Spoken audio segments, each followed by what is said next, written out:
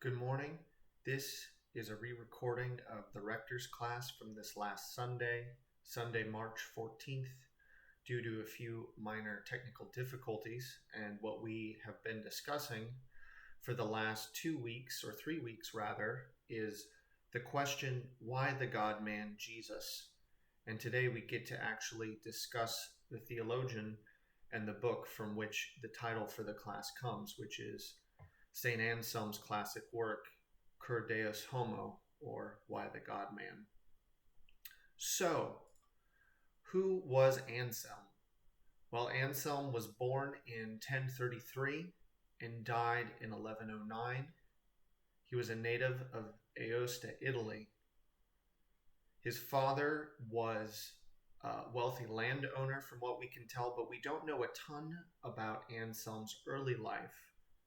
We do know that he left home around the age of 23, and after 3 years of apparent aimless wandering through Burgundy and France, he came to Normandy in 1059.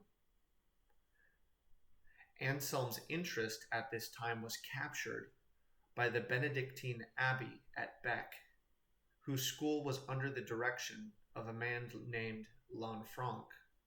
Now, Lanfranc was a scholar and teacher of wide reputation, and under his leadership the school at Bec had become an important center of learning.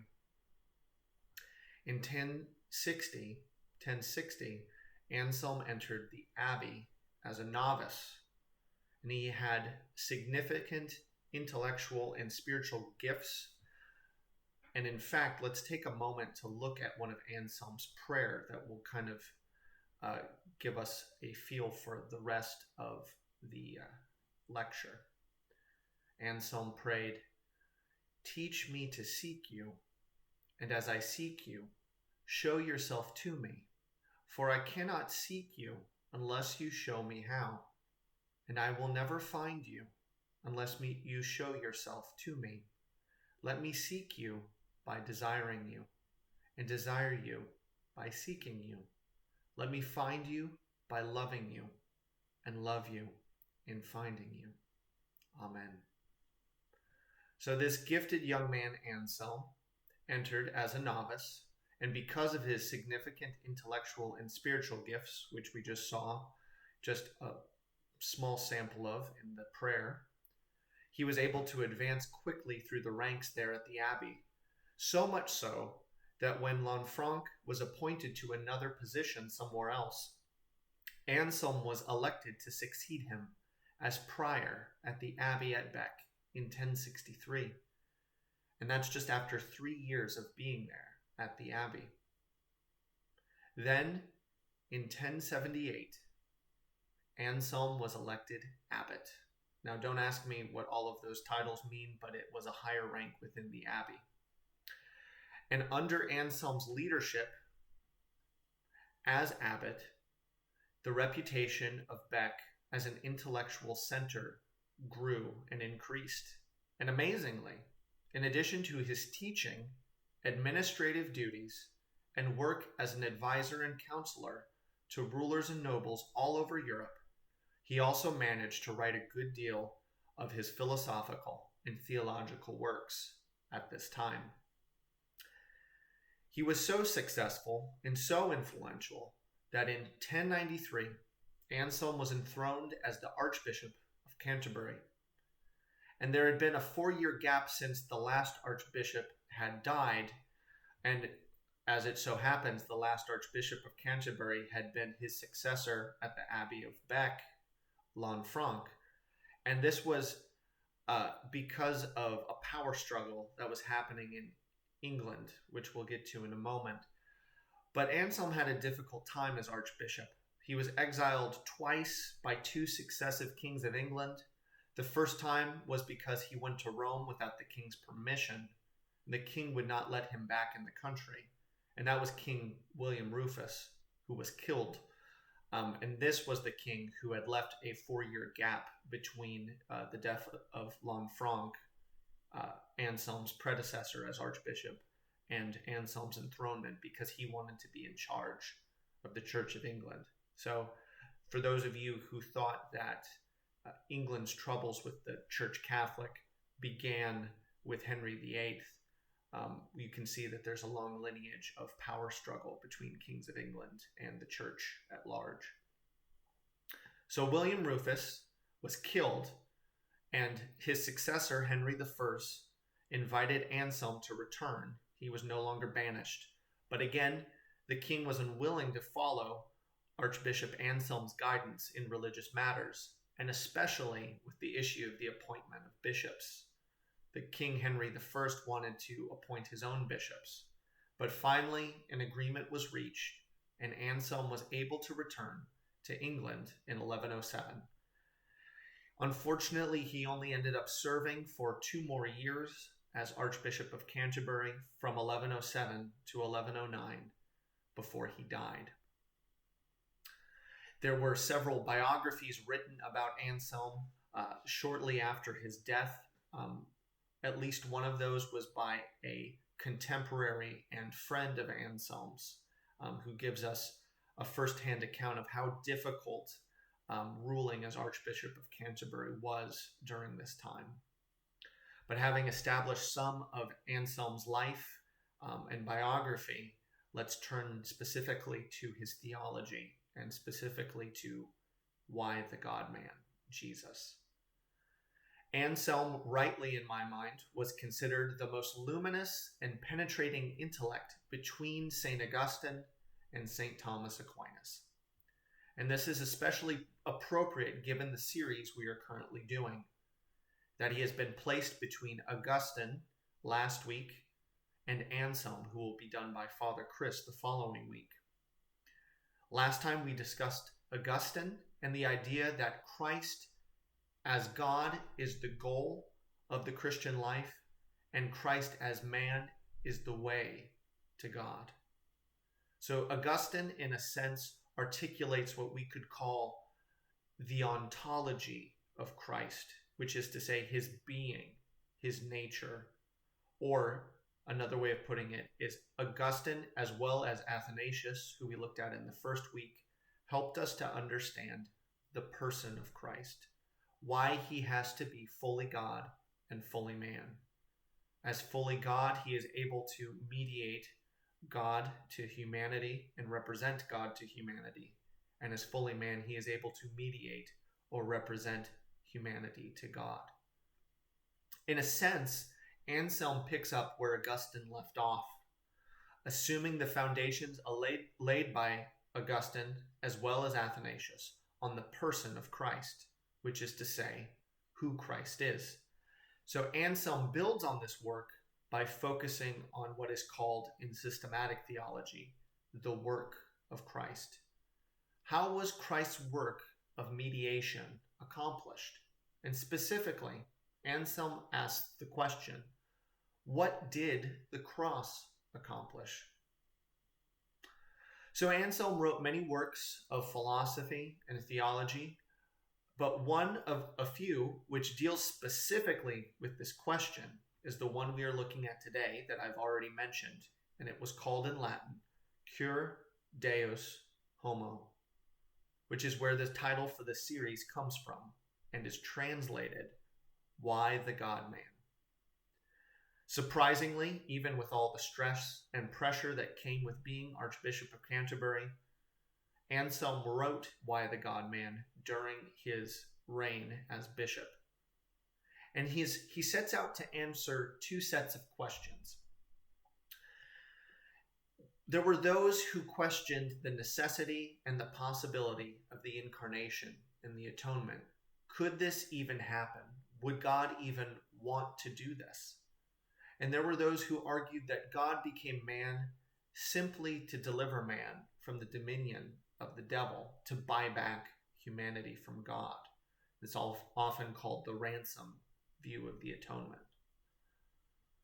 Against the former, who argued that the incarnation was not possible or necessary, Anselm argues that the incarnation was not only necessary and possible, but it is the divine act that is most fitting, or we could say most appropriate, with God's honor. Against the latter group, Anselm argues that God became man not to buy back humanity from Satan, but to make satisfaction for sin, and in addition to give God the honor due to him, which is to say, to make atonement, an idea we will return to in a moment.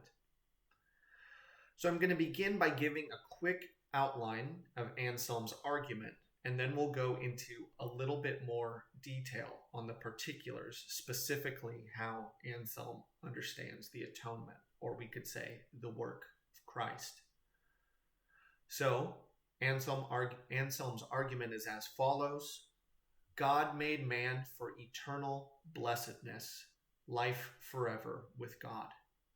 Man fell from his original state, forfeited eternal blessedness and relationship, and ruined the entire race of humanity through sin. The cancellation of sins is necessary for fallen man to arrive at eternal blessedness. And in order for sins to be remitted or paid for, satisfaction must be made. Only man ought to make satisfaction for his sin, but he cannot. Only God can make this satisfaction, but he ought not. Since only man ought to make satisfaction, and only God can, it must be made by the God-man, Jesus. If man remains unredeemed, God's purpose for humanity and creation will be frustrated. But that is impossible because God is all-powerful and his plan cannot be thwarted. Therefore, a God-man, the God-man, Jesus Christ, is necessary for the redemption of humanity. So that's his argument in a nutshell. It's a pretty tight argument, logically speaking, but let's look at it a little bit more closely, and specifically the idea of satisfaction for sin. Anselm's view is sometimes called the satisfaction view of the atonement. So, why the God-man? Anselm begins his argument with the nature of God, and specifically an idea that theologians call divine simplicity, which is to say, sometimes different Christian traditions can emphasize God's goodness or his love and give you the impression that God is maybe 80 or 90% love and forgiveness and only 10% justice, while there are other traditions that so emphasize God's justice that you get the idea that God is 90% justice and only 10% mercy and love. But the doctrine of divine simplicity helps us to understand that God is whole and complete. There aren't parts of God. There isn't a justice part and a love part, but that God is one and whole. So every act he does, every expression of his character is an expression of the fullness of who he is. So God doesn't contradict himself or even do anything that would cause him to violate his nature. So God is just for Anselm. And that God's justice means that contrary to those who argued against the idea of atonement, God cannot simply forgive sins, because that would not be for God to act justly. It would be for him to act unjustly. But if God always acts in accordance with his nature, the totality of who he is, and since God is just, he must act justly, which means there must be justice for sin. And as St. Paul tells us in Romans, the wages or the payment for sin is death. And so how is the debt to be repaid? This is where we get to the idea of atonement. John Wycliffe, one of the first to translate the Bible into English, was struggling for a word to describe the death of Christ and the unification that it brought, the reconnection between God and humanity. So he actually invented the word atonement, which if you break it apart is literally at one meant, which means to bring things that are separate back together. Now, when it comes to the idea of the atonement, there are several different, what we could call metaphors or motifs used in the Bible. One is the idea of victory. You'll sometimes hear the idea Christus Victor, which means Christ the victor, that Christ in his death and resurrection defeated the principalities, the powers, the forces of darkness, the kingdom of Satan in his death and resurrection, that they were put to open shame, and that Christ triumphed over them or was victorious in the cross. Another motif in the Bible is the idea of redemption, the idea of being bought back from slavery, of being redeemed, freed, set free. Another is the idea of sacrifice, the whole Old Testament sacrificial system with bulls and goats, with the priests making sacrifices for various sins. And as the Bible famously says, without the shedding of blood, there is no forgiveness of sins. And so the idea or the motif of sacrifice is a significant motif when discussing the atonement. And finally, the one we'll be focusing on in relation to Anselm is the idea of satisfaction. And the idea of satisfaction comes from the Latin term satisfactio, which has the idea of paying a debt. And how exactly is a debt paid? How is justice rendered? In the medieval legal system, and still today, it is justice for the wicked to get what they deserve, and it is injustice for the wicked not to get what they deserve. There's an analogy I heard from a lecturer giving a lecture on Anselm's understanding of what injustice would look like. And he told the story, let's imagine that a boy in elementary school is being bullied. And the teachers and the dean and the principal find out that this boy is being bullied. And so the principal calls both the boy being bullied and the bully into his office. And he turns to the boy being picked on, the boy being bullied, and he says, "You need to forgive the bully." And instead of there being any sort of restitution or apology on the part of the boy who is doing the bullying, there's simply a demand that forgiveness take place. And that's not mercy. It's injustice. It's a forgiveness that has no sense of satisfaction or payment. There's no connection in that case to justice. It's not really mercy or forgiveness at all. In fact, we could say it's an acquiescence to evil. And this is because sin is not only loving the wrong thing or loving the right thing too much, which is to say disordered love, but in addition, sin is something that dishonors God, which is not to say that it hurts God, because the Christian church confesses that God is impassible and unchanging.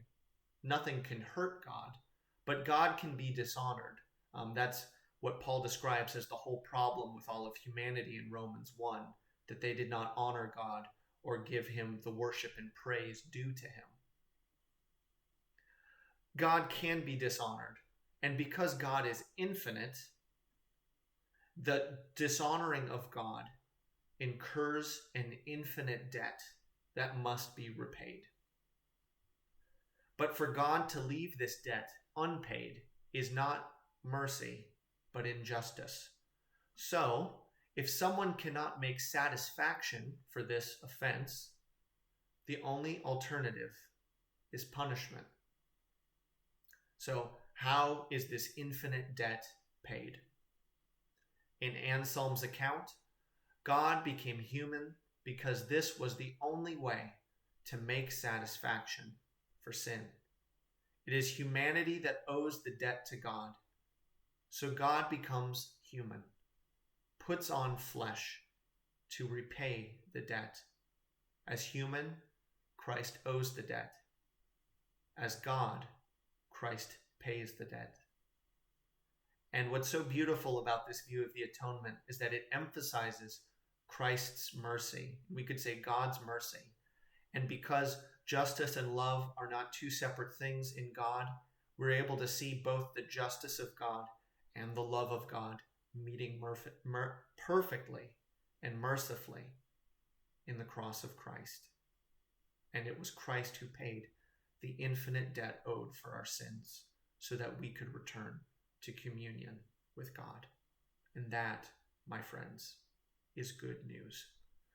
Thank you for joining me on this discussion of Anselm and his answer to the question, why the God-man?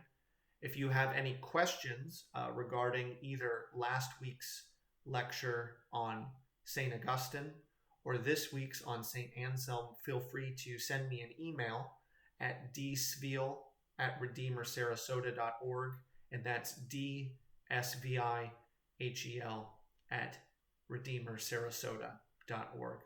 Thank you and have a great day. God bless you. Bye-bye.